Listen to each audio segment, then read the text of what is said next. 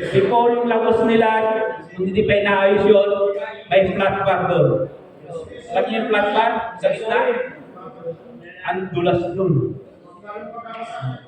Pag yun, nasagasaan nyo, pumreno kayo, 2 beses akong sumiplat. Recto, pag nagmamadali kayo, may masasagasaan kayo estudyante dyan pag hindi kayo nag-iiral.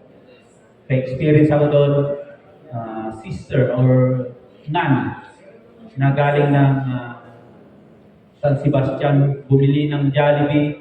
Hindi ko siya natumbok. Ang nasagasaan ko is yung kanyang hawak na Jollibee. Dahil matanda na, senior citizen na, bumaliktad.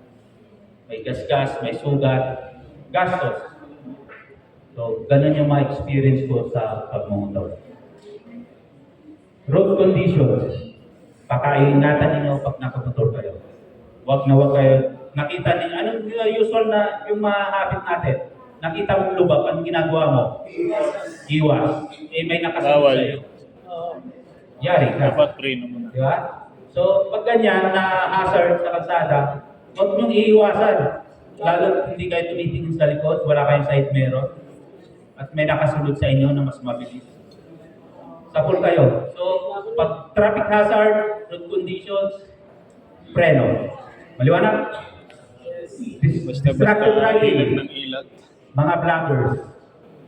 So, dapat saan nakatuon ng atensyon ninyo pag nagmumotor kayo? Sa kalsada. Bakit? Ang aksidente kasi gano'n lang eh. Di ba? Isa mata lang. Eh, nag-vlog kayo. Nakatingin kayo. Nag-live kayo. Biglang may tumawid. Kahit po sayang pag nagulat kayo, anong nangyari?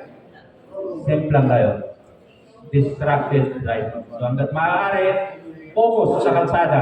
Nandun yung goal ninyo. Makarating sa pupuntahan ninyo na safe kayo.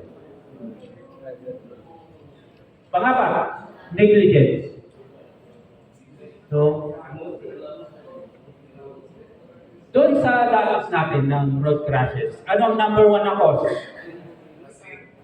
Ano ang number 1 na ang usual na involved motorsiklo?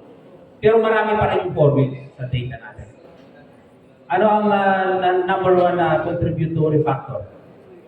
Human factor. Ano sabi ng driver? Nakatulog. Ano sabi ng driver? Nakainom. Ano sabi ng driver? Hindi ko na malaya. Anong sabi ng driver? Sinundan ko lang yung nasa harapan ko eh. Negligence. Hindi ko nakita yung